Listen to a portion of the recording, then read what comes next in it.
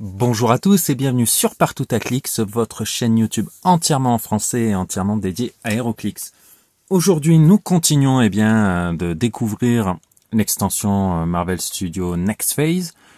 Et après donc avoir vu le contenu d'une brique et avoir passé en review les communes, nous allons nous intéresser aux peu communes.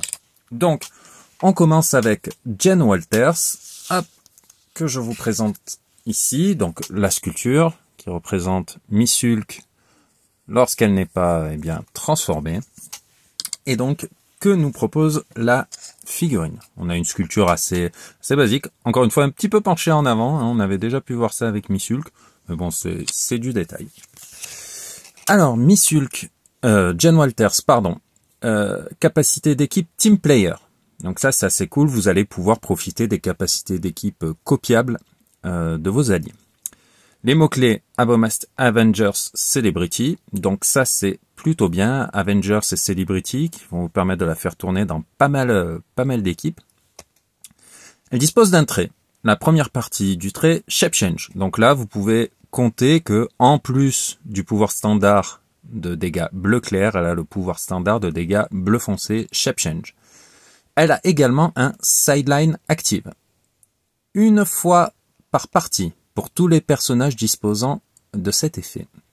Quand un personnage qui s'appelle Miss Hulk, enfin She-Hulk, de 40 points ou plus est KO, après la résolution, vous pouvez générer Jen Walters depuis votre sideline au clic 4 dans la case occupée par le personnage, donc sous-entendu celui qui a été mis KO. Si vous le faites, Jen Walters n'est pas scorée lorsqu'elle est mise KO au cours de cette partie. Donc en gros, vous mettez Jen Walters sur votre sideline et si une She-Hulk de 40 points ou plus est mise KO, vous générez Jen Walters sur le clic 4. Alors, on peut voir au niveau des statistiques, on a une figurine de 30 points qui a sidestep toute sa vie et qui va partager un 18 de défense toute sa vie. Ce qui m'intéresse le plus avec elle, c'est surtout que le contrôle des probabilités. Ça, un pouvoir qui vous permet de relancer les dés, on crache pas dessus. Alors, elle a un 18 de défense qu'elle partage pour une simple humaine, enfin en tout cas sous sa forme humaine simple.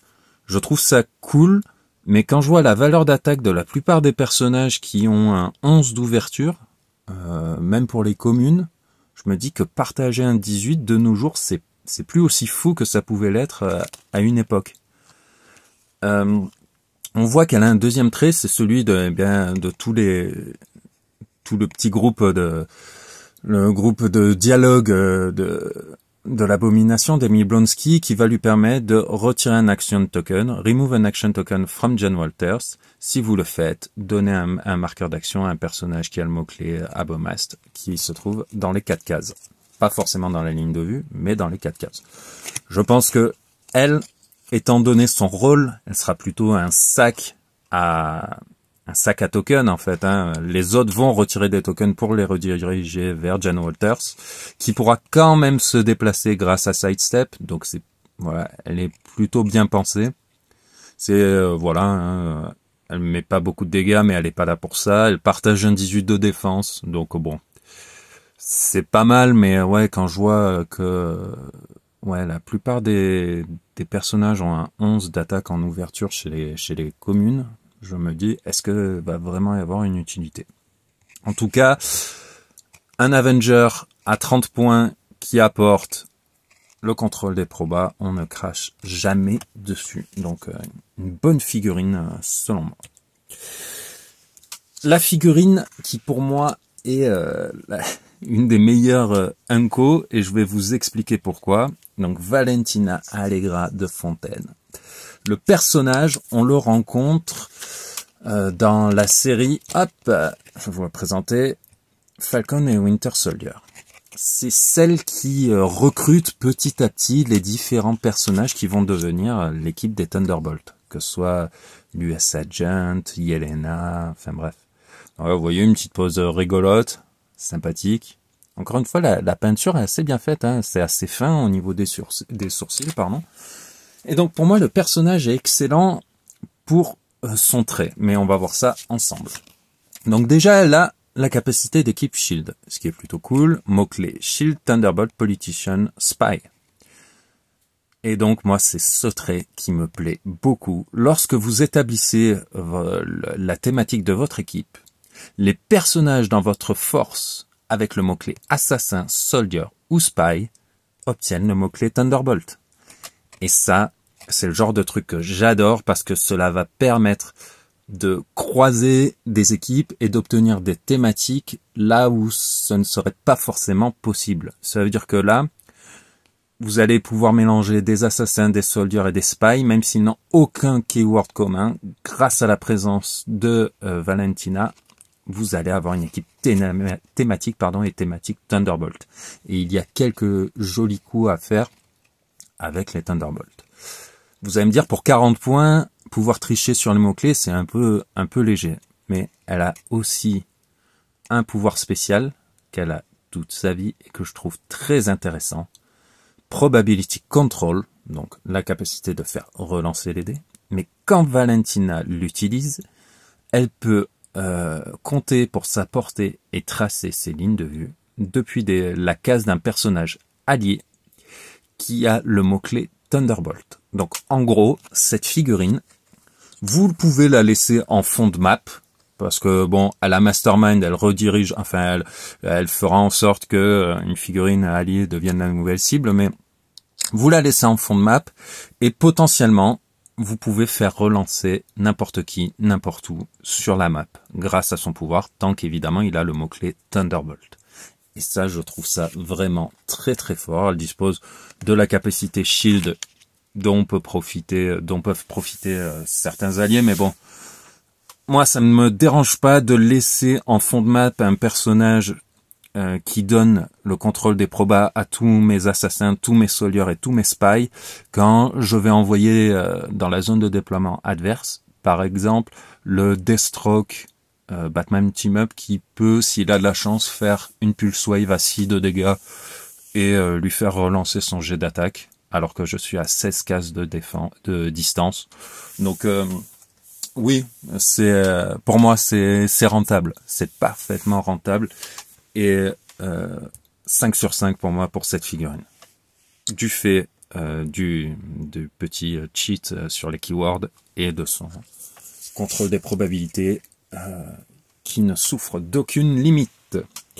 La figurine suivante, une figurine que je trouve alors complètement folle. Alors déjà, on est sur une Namco, mais la sculpture est assez dynamique. On a un truc, on est moins sur les positions, on va dire neutre. Voilà, hein, on a un épéiste et il a une épée. Bon, c'est déjà pas mal. Jack Dukens. Donc, Celebrity, Martial Artist. 2 mots-clés.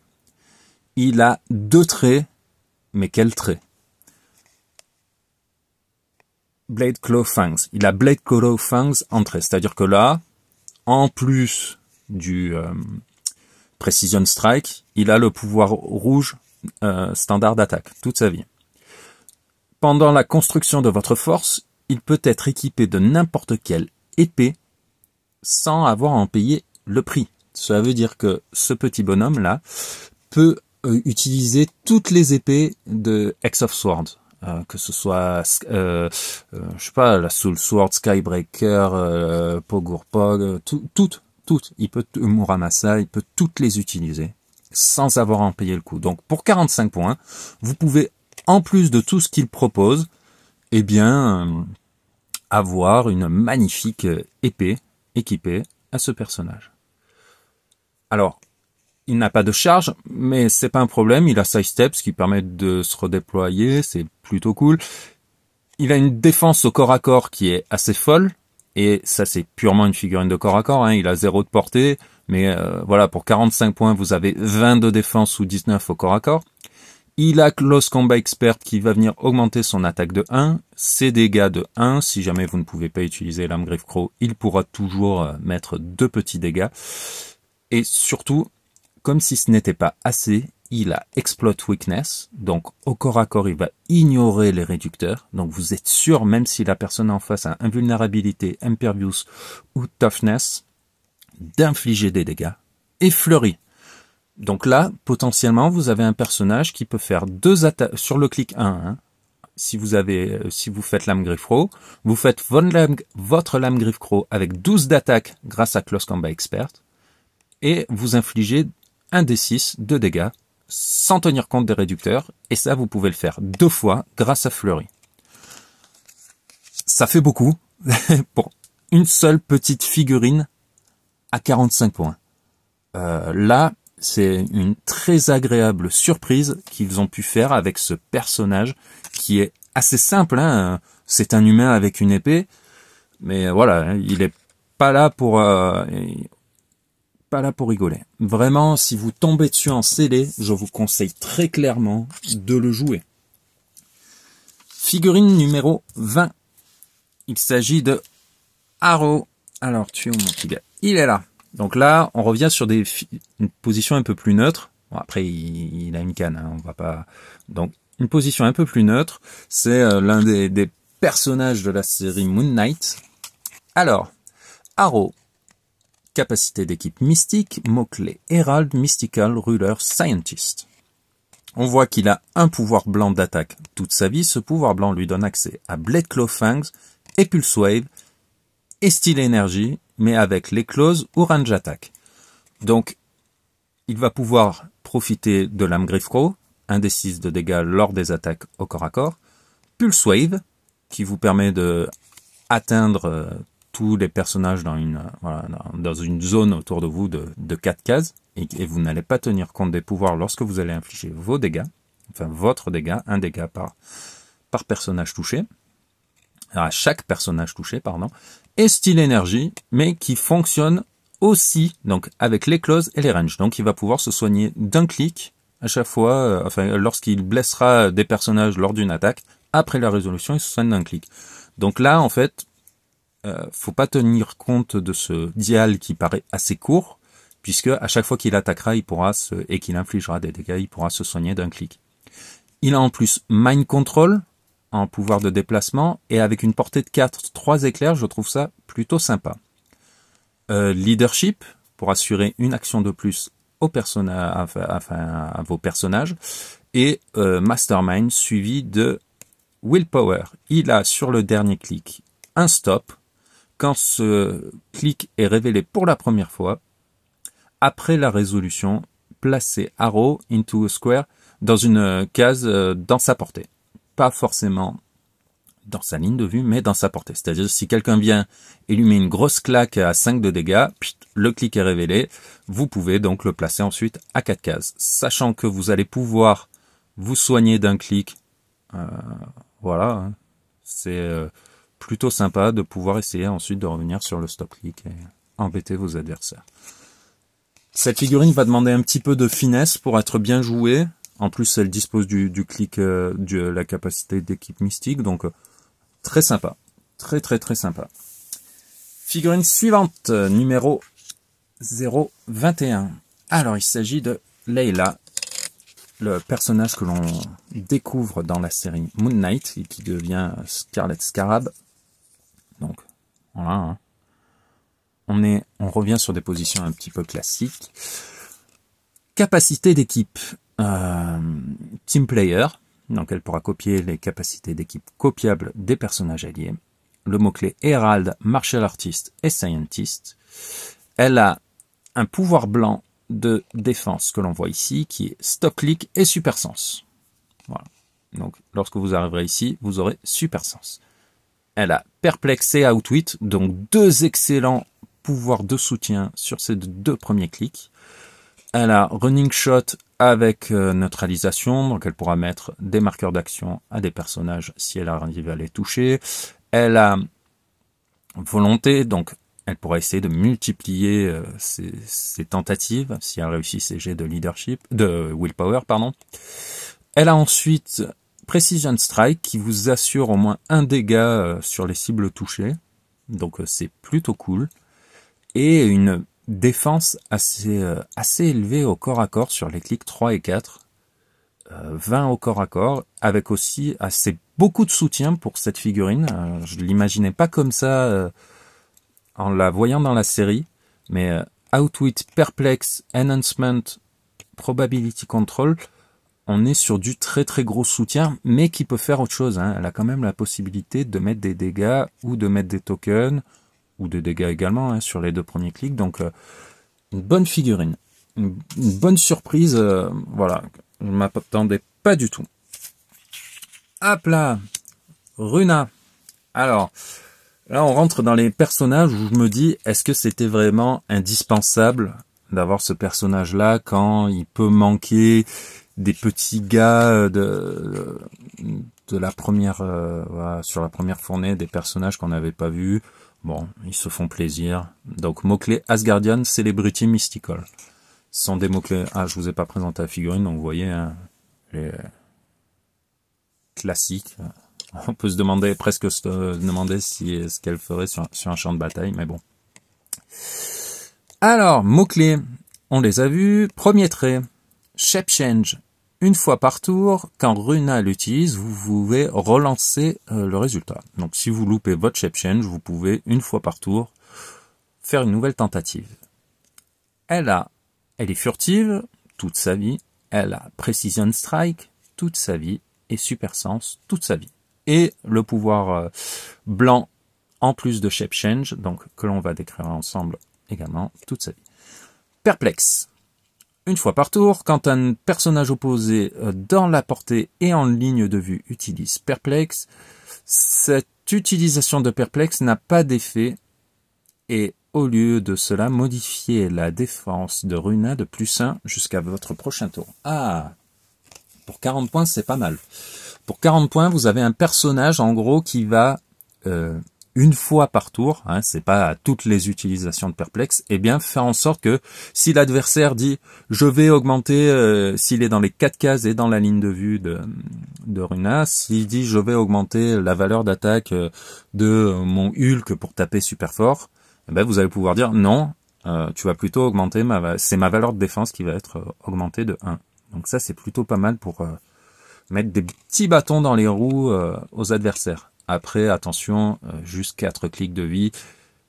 Pas de... Voilà, elle va être furtive, mais si on vient vous chercher quand vous outwit le super sens, elle peut très vite dégager. Après, voilà, c'est un personnage secondaire. On va pas lui demander de briller. Alors, Saracen. Hop, où est-il? Le petit perso, il est là. Alors, hop. Abomasté, Brute, Monster, Mystical. Alors, Obsessed with Blood. Il a Style Énergie. Quand il l'utilise, vous pouvez retirer un marqueur d'action. Vous pouvez lui retirer un marqueur d'action, ce que je trouve plutôt pas mal. Alors, il a aussi le trait comme tous les autres qui lui permet de se retirer un marqueur et de le mettre à un personnage qui dispose du mot-clé mettre un marqueur. Donc, charge Lame Griffe-Croc. Lame Griffe-Croc toute sa vie. Volonté toute sa vie. Donc, potentiellement, une chance sur 3 de jouer tous les tours, ce qui est plutôt cool. Sur les clics 3, 4 et 5, il dispose de Flurry. Donc, si vous pouvez mettre des dégâts lorsque vous êtes sur vos clics de Flurry, vous allez pouvoir récupérer un clic de vie 2 fois, puisque vous faites 2 attaques. Si vous infligez 2 fois des dégâts, vous vous soignez d'un clic, mais 2 fois. Probability Control, donc ça c'est plutôt cool pour voilà, si vous voulez jouer ce mot-clé, il apporte un peu de soutien avec également le perplexe. Alors ça c'est typiquement la figurine qui va passer sous les radars, qu'on va oublier, mais qui en scellé peut faire des jolies surprises. Donc voilà, c'est gentil, on va dire, c'est pas forcément quelque chose, un perso auquel on pense, mais bon. Tracksuit. Hop là, un nouveau petit goon pour venir, eh bien, augmenter les rangs des personnages sacrifiables. On voit que le personnage est donc en mot-clé Magia. Il peut, jouer en 50 ou en 15 points. Si vous le jouez en 50, il a Outwit. Si vous le jouez en 15 points, il a exploiter faiblesse, qui est plutôt pas mal. Furtif toute sa vie, quake toute sa vie, +2 contre les attaques au corps à corps toute sa vie, avec 3 de portée. Pour un simple humain avec un pied de biche, je trouve ça assez costaud. Donc bon, ça c'est une appréciation personnelle. Comme les goons que l'on a pu voir, que ce soit dans l'extension DC Notorious ou le précédent goon qu'on a vu en commune, il a le même effet. Donc quand il est mis KO par un personnage adverse, vous pouvez lancer un D6, et ici, sur un résultat de 1 à 3, vous détruisez un marqueur de terrain qui est dans les 4 cases qu'occupait Tracksuit avant d'être mis KO. Et sur un résultat de 4 ou 6, vous pouvez générer un caractère avec un Expendable Goon trait sur sa ligne de 15 points, donc sur la ligne 4, et vous le placez adjacent à un personnage allié. Donc vous avez une chance sur 2 de faire revenir un petit goon à 15 points. Alors lui, autant il y a les autres, vous pouvez dire oh en 15 points il est quand même cool, nanana. Là en 50 points, bon c'est plus de 3 fois le prix, mais 19 de défense au corps à corps avec Outwit, je trouve qu'il est vraiment très fort. Très très très fort. Là l'échelle de puissance a vraiment changé. Pas forcément sur cette extension, mais là on s'en rend compte lorsque un malfrat avec une cagoule et un pied de biche a 19 de défense au corps à corps. Je trouve ça vraiment très très très très fort. On va continuer, on passe à la figurine numéro 26. Hop, Nikki Ramos. Nikki Ramos, elle a le mot-clé Celebrity. Donc, je vous présente la figurine, hein, pareil, assez neutre dans la position. Mot-clé Celebrity, capacité d'équipe, Team Player. Alors le trait. Quand vous établissez votre thématique, Nikki Ramos gagne les keywords d'un personnage qui se nomme She-Hulk ou Jen Walters. Donc, si vous avez une She-Hulk dans votre équipe, ou une Jen Walters, Nikki Ramos aura tous ces mots-clés. Donc, vous ne casserez pas votre thématique. Alors, elle fait 25 points, elle a 4 de portée. Son pouvoir d'attaque blanc qu'elle a toute sa vie, c'est Incapacitate. Quand Nikki Ramos l'utilise, après la résolution, vous pouvez retirer un action token d'un personnage allié adjacent. Donc, si elle a un personnage allié, disons une Jen Walters, qui a un marqueur, et que celle-ci réussit un Incapacitate sur un adversaire, vous mettez un marqueur à l'adversaire, et en plus, vous retirez un marqueur à Miss Hulk. Donc ça peut être intéressant, enfin à Miss Hulk, à Jen Walters ici. Donc ça peut être intéressant si vous jouez dans une équipe Abomast, qu'on a vu là, qui se retire chacun des marqueurs, pour pouvoir faire tourner les marqueurs justement, et être libre assez rapidement. Elle a Sidestep qui va lui permettre de se replacer assez facilement. Mastermind, on se doute, c'est pour profiter de la capacité d'encaisse des différentes Miss Hulk de l'extension. Perplexe, un petit soutien qui est toujours agréable pour augmenter la valeur d'attaque d'un allié ou diminuer la défense d'un adversaire, pourquoi pas. Et Super Sens sur les clics 2, 3 et 4. Alors, Super Sens, si vous n'avez pas la possibilité de profiter du Mastermind, je pense qu'on les verra pas passer et qu'elle va juste être one shot à chaque fois. Mais bon, c'est 25 points, c'est un personnage humain, on va dire standard, avec des standards oui, mais avec quand même 11 d'attaque. Ce que je trouve très très fort. Mais bon, voilà, c'est ce qu'on vient de voir avec le Tracksuit. Donc, intéressant. On continue avec le vrai cœur. Le vrai cœur que les lecteurs de Thor connaissent, hein, et ceux qui ont vu Miss Hulk également. Hop, donc on est sur une pose un peu plus dynamique que les précédentes. Et au niveau des pouvoirs, ça fait quoi? Donc toujours ce même trait. Wrecker, Intelligentsia, Wrecking Crew, Brute, Abomaster, Mindfulness, pardon. Donc le trait qui permet de se retirer un marqueur si vous mettez un marqueur un personnage allié avec le mot-clé qui se trouve dans les 4 cases. Il détruit les terrains bloquants quand il se déplace. Il a charge toute sa vie, avec une valeur de 6 en moment, donc il charge sur 3 cases. Il a résistance toute sa vie, et exploiter faiblesse toute sa vie. Il dispose également d'un pouvoir d'attaque qui dit Quake, et quand le Breaker l'utilise et destroy des terrains marqueurs, mettez un marqueur d'action à chaque personnage opposé qui était adjacent à un ou à plusieurs de ces marqueurs. Sous-entendu, des marqueurs qui ont été détruits. Donc là, vous allez encore jouer sur le fait. Alors, ils peuvent mettre des dégâts, hein, ça c'est pas un problème, c'est un bonus ça. C'est-à-dire en plus de faire les dégâts avec Quake, dégâts qui seront pénétrants grâce à exploiter faiblesse, vous allez pouvoir, si vous détruisez des marqueurs de terrain, mettre des marqueurs. Et donc l'idée c'est voilà, vous avez celle-ci qui peut avoir les mots-clés des Jen Walters et autres She-Hulk, et comme tout le monde va jouer sur le fait de se refiler des marqueurs et d'essayer d'ensevelir les adversaires sous des marqueurs pour les empêcher de jouer, vous allez avoir cette petite mécanique assez sympa. Dans le cadre d'un scellé, vous avez quand même un chargeur avec exploiter faiblesse, ce que je trouve très intéressant.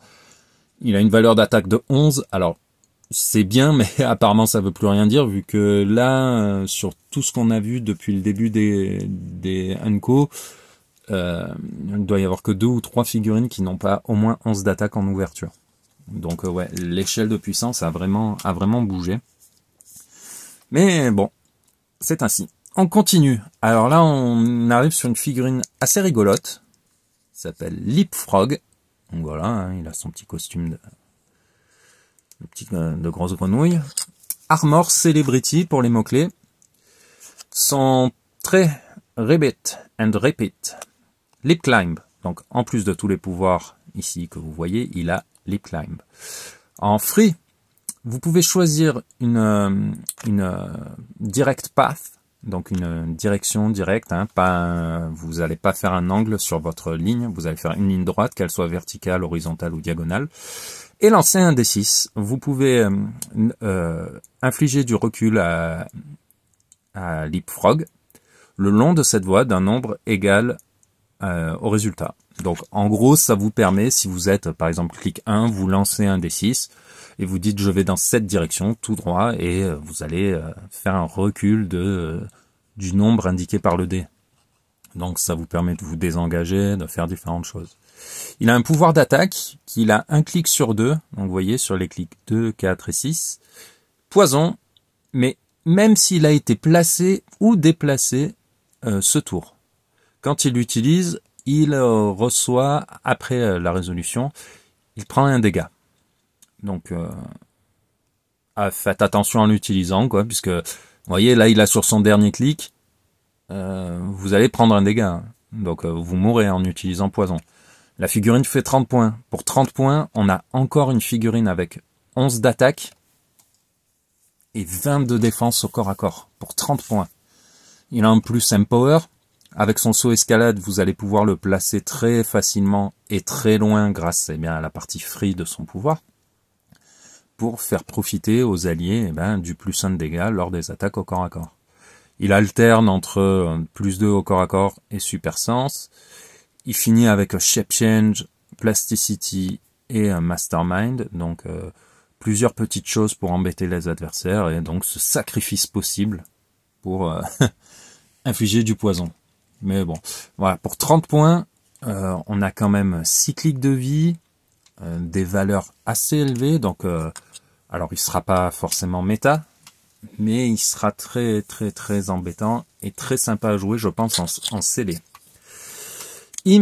Mister Immortal, qu'on voit dans la série Miss Hulk, donc une position rigolote, hein, il se remet, voilà, et hop, pour 35 points, on a quoi? On a un personnage qui a les mots-clés Celebrity et Past. Ok. Au niveau des pouvoirs, puisqu'on va juste s'intéresser aux pouvoirs standards pour commencer, il a Plasticity, donc plus facile à lui pour se désengager et plus compliqué pour les ennemis, et Perplexe. 3 clics de vie, bon, Voilà, on voit qu'il est pas forcément là pour faire du dégât avec son 8 d'attaque et 1 de damage, ni pour là forcément pour encaisser avec son 16 de défense, mais on va voir que il y a tout ça. Un premier trait, quand Mister Immortal va être mis KO, à l'exception de l'utilisation de ce trait, au lieu de le mettre KO, lancez un D6. Sur 1, mettez KO Mister Immortal. Donc voilà. Sur 2 ou 3, vous mettez Mister Immortal sur le clic 1 et vous le placez à 4 cases de distance de sa case actuelle. L'opposé marque pardon, pas l'opposé. L'adversaire marque 10 points. Donc là, quand il devrait être mis KO, vous lancez un dé. Si vous faites 2 ou 3, par exemple, l'adversaire dit, je te mets 5 clics, vous faites 1, 2, 3, et oh, je devrais être mis KO, je lance un dé. Si vous faites 2 ou 3, vous le remettez sur clic 1, vous le mettez à 4 cases de là où il était, et l'adversaire marque 10 points. Si vous faites 4 ou 6, vous le mettez sur le clic 1, vous le mettez à 4 cases de la case qu'il occupait. En revanche, l'adversaire ne marque pas 10 points. Donc, on vous précise que le personnage, le trait se déclenche, sauf si c'est en utilisant ce trait. C'est-à-dire si vous faites 1, le personnage est KO, vous le retirez de la partie et l'adversaire marque 35 points. D'accord? C'est pas parce que vous avez fait 1 que vous déclenchez l'effet pour ensuite relancer le dé jusqu'à ce que vous fassiez 2, 3 ou 4, 6. D'accord? En free, vous pouvez mettre KO Mister Immortal. Donc c'est assez intéressant parce que ce n'est pas le même trait. D'accord? Ici, vous avez un premier trait qui dit que si vous le mettez KO en utilisant ce trait, là, vous mettez KO Mister Immortal. Là, vous utilisez un autre trait qui va vous permettre de mettre 2 ou 3 ou 4 à 6 et donc de déplacer, enfin de replacer votre personnage à 4 cases avec de la chance sans marquer les 10 points pour l'adversaire. Si vous n'avez pas de chance, comme là il est KO, le trait se déclenche, vous lancez 1, vous le remettez KO. Bon, c'est dommage. Mais donc ouais, il va pouvoir être utile dans certaines compos. Ça va être rigolo de le voir jouer, je pense. Donc voilà. Je sais pas si c'est le genre de délire qui peut vous plaire en jeu, mais voilà, c'est intéressant d'avoir autre chose que du gros bourrin avec 10 de portée qui shoot et voilà. C'est une autre façon de jouer. Figurine numéro 30 pour les Unco. Hop, un Hulk. Alors on a vu qu'on avait déjà eu un Hulk en commune. Il avait un pull avec capuche gris.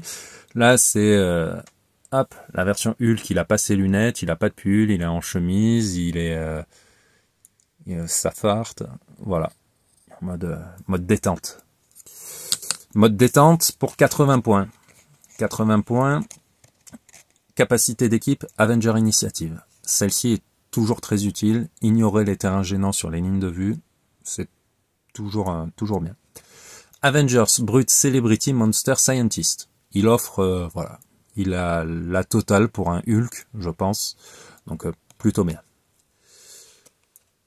Entrée, il a Super Strength. Donc en plus du pouvoir blanc d'attaque que l'on voit ici, il a Super Strength toute sa vie. Les personnages à 3 cases ne peuvent pas utiliser Battle Fury. Alors, c'est à double tranchant puisque Battle Fury, ça empêche l'adversaire de faire des tirs, mais ça l'empêche aussi d'être pris pour cible pour Mind Control et il ne peut plus ignorer le Shape Change. Donc voilà, c'est quand même cool d'enlever ce pouvoir et en plus c'est dans une zone. C'est tous les personnages à 3 cases ne peuvent pas utiliser Battle Fury. Les vôtres comme ceux de l'adversaire. Donc cela peut être intéressant pour vous aussi d'avoir accès à un pouvoir de tir, à la possibilité de tirer alors que vous ne devriez pas si vous aviez Battle Fury. Je pense notamment au Capwolf qui passe en Battle Fury sur sa fin de sa fin dial, alors qu'il a 4 de portée, ça pourrait être intéressant de pouvoir tirer. Ou aux personnages qui ont Battle Fury et qui ne peuvent pas être transportés. Quand vous avez Battle Fury, vous ne pouvez pas être transporté. Et bien là, vous allez permettre aux personnages avec Battle Fury d'être transportés, vos personnages alliés. Donc c'est plutôt cool. Alors, pouvoir d'attaque, il a Quake. Donc ça, déjà, Quake toute sa vie. Pour 80 points, on prend, en plus de Super Force. Quand Hulk fait reculer un ou plusieurs personnages, doubler le knockback. Donc c'est un knockback de 6, vu qu'on sait que maintenant le knockback il est de 3 de base, donc c'est un knockback de 6. Donc plus de chances de faire des dégâts de recul. Quand Hulk est, quand on attribue à Hulk une range terra action, il a une minimum range value de 7. Les range combat action sont sont conditionnés par le type d'objet qui va être envoyé et la portée de l'objet est marquée sur l'objet maintenant. Et bien là, vous n'en tenez pas compte, sauf si évidemment elle est supérieure, mais au moins vous pourrez lancer un objet à 7 cases. Et c'est là où pouvoir voir les furtifs est intéressant, puisque vous allez pouvoir lancer un objet à 7 cases sans être gêné par les terrains gênants. Il a charge, donc vous pouvez engager au corps à corps. Il a sidestep pour se replacer et pouvoir attaquer. Flurry pour pouvoir faire 2 attaques au corps à corps. Donc sur les clics où il a également régène. Donc là, ce sera à vous de gérer. Est-ce qu'il est pour moi plus intéressant de coller une attaque avec 2 attaques avec 12 d'attaque, 4 de dégâts 2 fois. Donc, ou essayer de me soigner et de revenir sur les clics où il dispose d'outwit. Outwit, toujours assez intéressant sur les gros cogneurs qui deviennent un peu plus autonomes et ne dépendent pas forcément des soutiens autour. Shape Change en début de dial sur les clics 1 et 2, ça va lui permettre de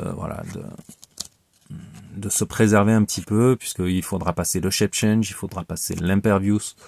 Ça peut faire réfléchir l'adversaire au moment où il voudra prendre pour cible votre personnage. On arrive à la fin de ces Unco, je vais vous présenter moi mes coups de cœur. Alors il y a clairement celui-ci, c'est assez fou, hein. Fleury, exploiter faiblesse, lame griffe croc avec n'importe quelle épée X-Men pour 45 points. Ok, voilà. Il y a également bien évidemment notre chère Valentina que j'adore pour tout ce que je vous ai déjà décrit en début de vidéo. Et qui est-ce que je vais trouver vraiment très bien? Alors, lui, le Goon, parce que ses valeurs sont complètement folles pour un simple homme de main.